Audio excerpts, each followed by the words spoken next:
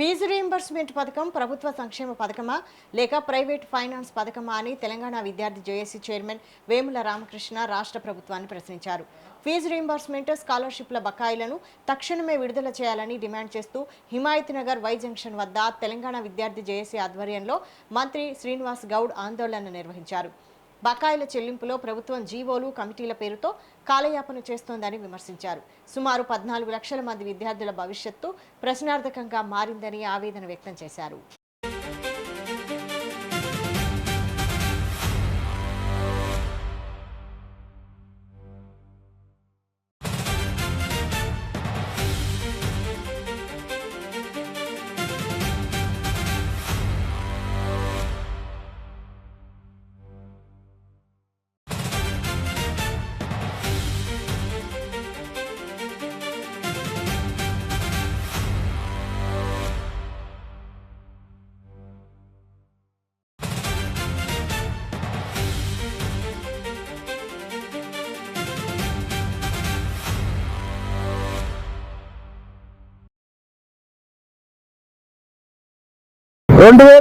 ప్రారంభమైనటువంటి fee reimbursement పథకం ఇవాళ విచిత్రంగా ఈ ప్రభుత్వం విద్యార్థులకు మేము చదువు చెప్తాం, విద్యార్థులకు అది చేస్తాం, నిరుద్యోగులకు ఉద్యోగాలు ఇస్తాం, లేనిపోని మాటలు చెప్పి ఇవాళ పేద విద్యార్థులు ఎస్సీలు కావచ్చు, ఎస్టీలు కావచ్చు, వికలాంగులు కావచ్చు, మైనార్టీలు కావచ్చు, ఓసీలో ఉన్నటువంటి పేదలు కావచ్చు, పేద విద్యార్థులు చదువుకోవడానికి అవకాశం లేకుండా పోతా ఉంది.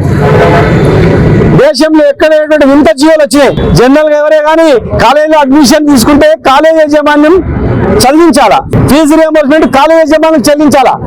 కానీ ఇలా జియో నెంబర్ 7 తీసుకొచ్చారు.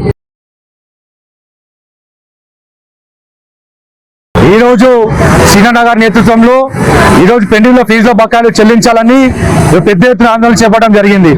రాష్ట్రంలో 10,000 కోట్ల బకాయిలు పెండింగ్ లో ఉంటే ఫీజుల బకాయిలు చెల్లించండి అని చెప్పి రాష్ట్ర ప్రభుత్వానికి డిమాండ్ చేస్తే రాష్ట్ర ప్రభుత్వం జియో నెంబర్ 7 తీసుకొచ్చింది.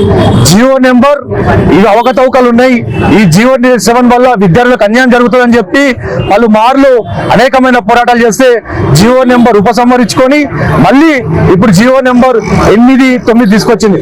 మేము జీవోలు అడగట్లేదు రాష్ట్ర ప్రభుత్వాన్ని, కమిటీలు అడగట్లేదు రాష్ట్ర ప్రభుత్వాన్ని, మా పెండింగ్ లో ఫీజుల బకాయిలు చెల్లించాలని చెప్పి రాష్ట్ర ప్రభుత్వాన్ని అడిగితే రాష్ట్ర ప్రభుత్వం మాత్రం జీవోలు తీస్తూ కమిటీలు వేస్తూ కాలయాపన చేస్తా ఉంది.